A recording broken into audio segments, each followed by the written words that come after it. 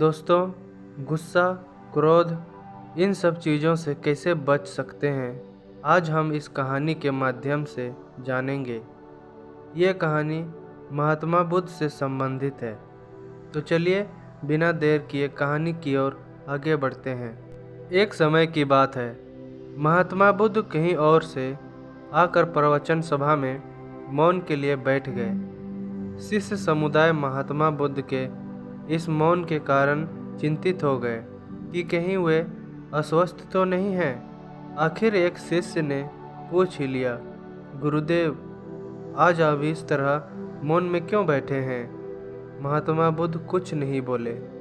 फिर दूसरे शिष्य ने पूछा, गुरुदेव, आप ठीक तो हैं? महात्मा बुद्ध फिर भी मौन में ही बैठे रहे। कुछ देर ऐसे ही गुजरने के बाद बाहर से एक व्यक्ति ने जोर से पूछा, आज आपने मुझे धर्म सभा में आने की अनुमति क्यों नहीं दी? महात्मा बुद्ध ने कोई उत्तर नहीं दिया और आंखें बंद करके ध्यान लगाना शुरू कर दिए। बाहर खड़ा हुआ व्यक्ति और जोर से बोला, मुझे धर्म सभा में क्यों नहीं आने दिया जा रहा है? धर्म सभा में बैठे महात्मा बुद्ध के शिष्यों में से एक ने उसका समर्थन करते हुए कहा, गुरुदेव, उस व्यक्ति को धर्म सभा में आने की अनुमति प्रदान कीजिए।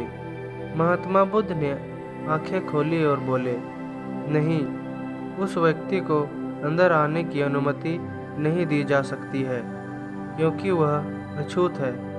अछूत? मगर क्यों? सारे शिष्य सुनकर आश्चर्य में पड़ गए कि गुरुदेव ये छुआछूत कब से मानने लग गए। महात्मा बुद्ध ने शिष्य समुदाय के मन के भावनाओं को ताड़ते हुए कहा, हाँ, वो अछूत है। आज वो अपनी पत्नी से लड़कर आया है। क्रोध से जीवन की शांति भंग होती है।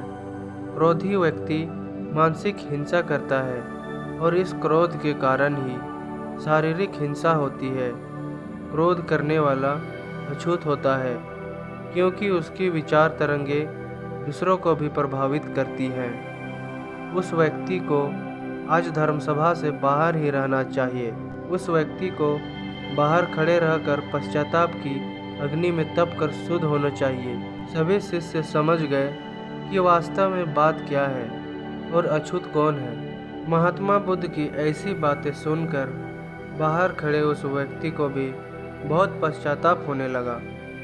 वह सोचने लगा कि इस क्रोध की वजह से आज मैं अपने ही पत्नी को गुस्सा किए जा रहा था, और वो भी बेवजह। पश्चाताप करने के बाद उस व्यक्ति ने कभी भी क्रोध न करने का प्रण लिया।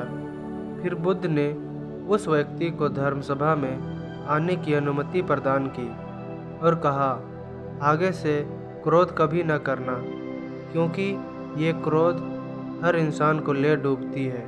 तो ये थी आज की कहानी। आशा करता हूँ आपको कहानी अच्छी लगी होगी। कहानी अच्छी लगी है तो वीडियो को लाइक ज़रूर कर दीजिएगा। मिलते हैं अगली कहानी के साथ। जय हिंद, जय भारत।